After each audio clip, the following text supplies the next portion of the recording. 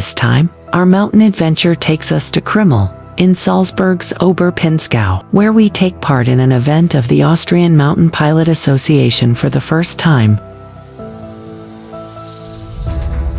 They have specific admission and participation requirements. To become a member, and to take part in their mountain flying events, several steps are needed. During my mountain rating training, I flew with an instructor who was also a Czech pilot for the Austrian mountain pilots, which allowed me to complete several required check flights already. But one more step is still needed. A short check flight on an off-airfield strip, with a few landings to confirm safe technique. On the 20-minute flight, we cross the Zillertal Valley and the Gerlos Pass. Safety is a key priority for the Austrian Mountain Pilot Association. Before each event, they publish detailed approach procedures with reporting points, altitudes, and descent rates. Every pilot still has to adjust these numbers to their own aircraft, but they offer excellent reference points. We enter the valley via Whiskey at 6,500 feet. And as we pass November, Krimml and the landing field come into sight.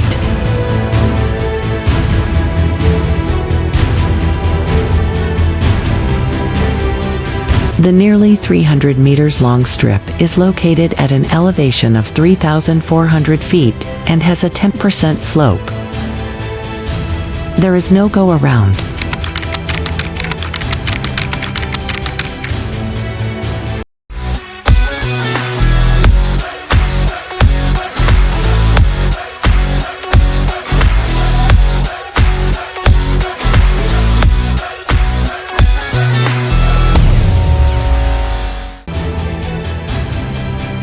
We follow the valley along the reporting points and overfly the landing strip.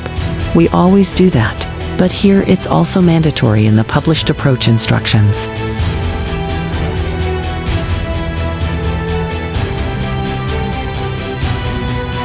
The valley is quite narrow, and this approach in the middle of the mountains is truly enjoyable.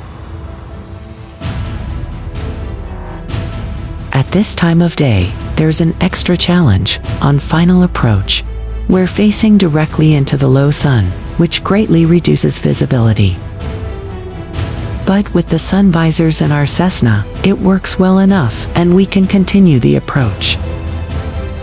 We are already on final, where a clear decision has to be made. Beyond this point, there is no go-around, and no second chance.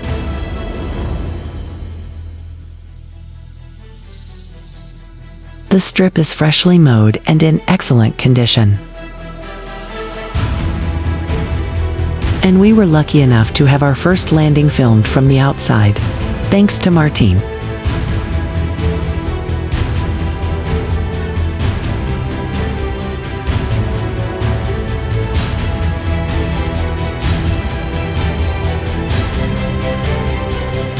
We keep rolling and head out for another circuit.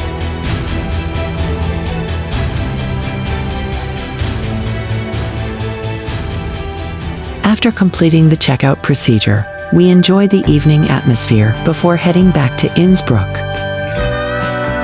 We spend the night at home and return to Krimml the next morning with our overnight bags. Excited to meet new people under perfect autumn skies.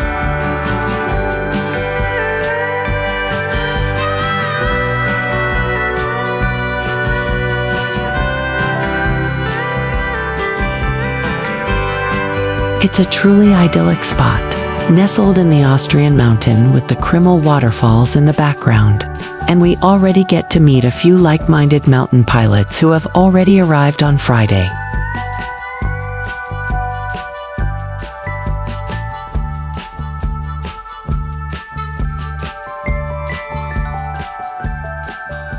Then it's time for us to head home.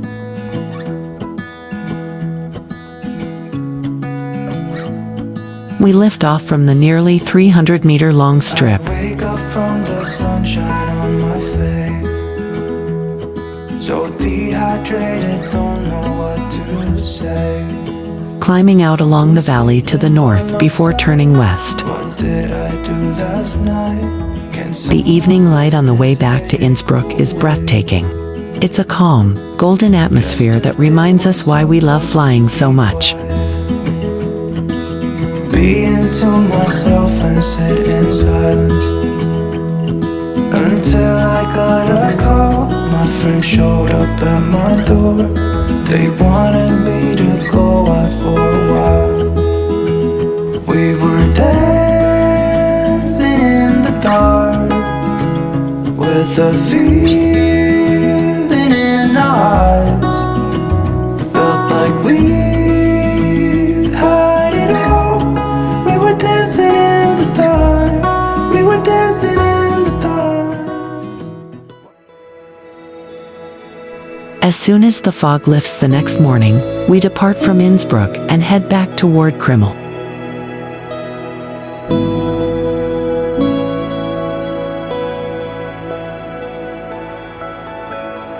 We cross the Zillertal Valley again and head over the Garloss Pass. The view opens up to the reservoir below, with the sun reflecting in the perfectly calm, mirror-like water. From here, we follow the valley via the reporting point Whiskey to November.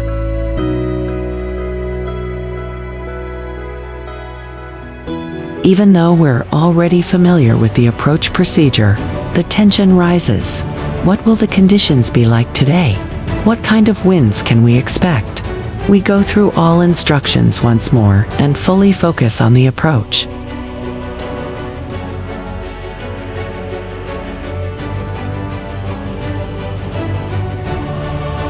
On the ground, an operations manager passes on information and coordinates everything perfectly.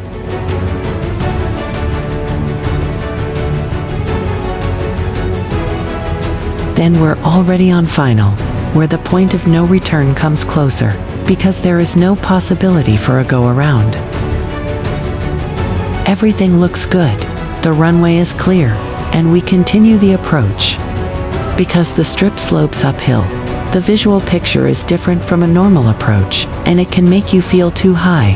Understanding this visual illusion and choosing the correct aiming point is one of the key things you learn during the mountain raiding.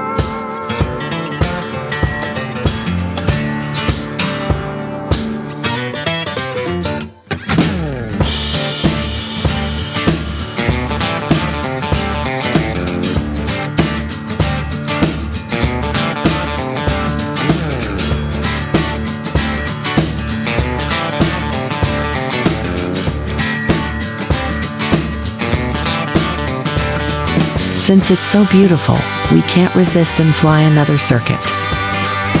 Not only did Connie take the photos of us, she's also a passionate pilot herself. And it's wonderful to see more female pilots joining the mountain pilot community.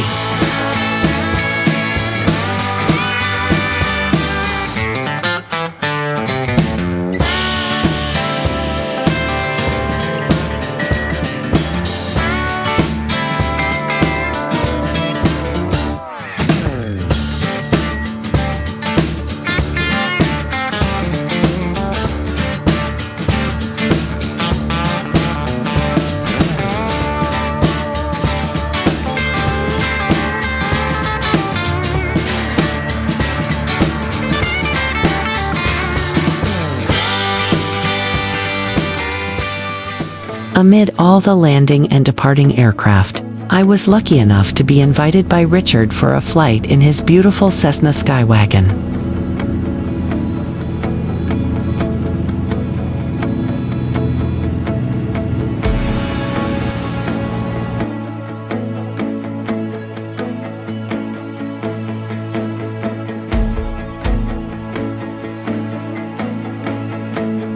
Besides the beautiful views of the High Tower, it's always fascinating to exchange experiences with other Cessna owners.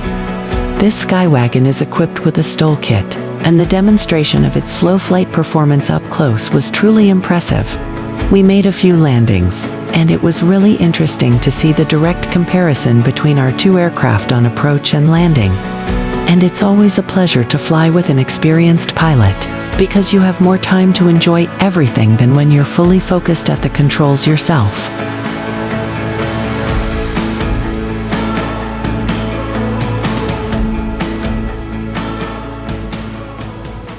As the day slowly comes to an end, everyone ties down their aircraft, and a mystical calm settles over the parked airplanes.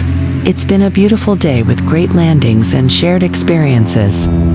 Among this group of mountain pilots, there's also a second Cessna Skywagon, which lifts off for an evening flight, lit by the red glow of sunset.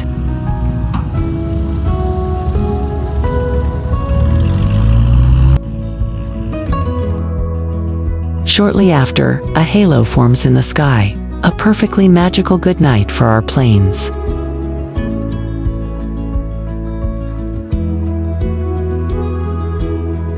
We let the evening come to a close together at the Hotel Post, where we are warmly welcomed every year.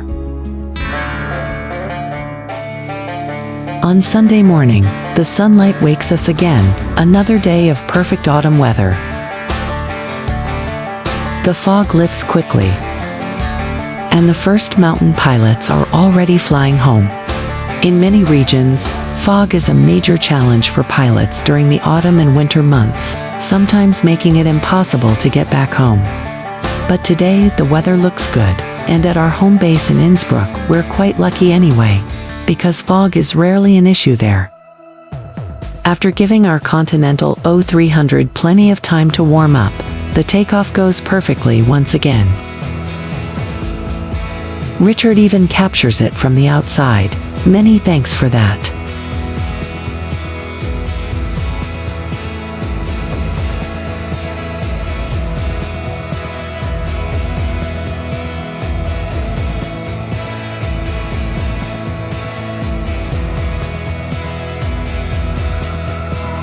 We follow the valley again, passing November and heading west. We say goodbye to beautiful Krimml and its wonderful off-airfield strip, hoping that we'll have the chance to return to this special place again next year. We pass a reservoir as the sun reflects on its mirror-cum surface. In the background, the peaks of the High Tower glow in the morning sun, lightly covered with the first snow of the season. We cross the Zillertal Valley again, with a few fog patches still lingering, and then enter Innsbruck's control zone via Foxtrot.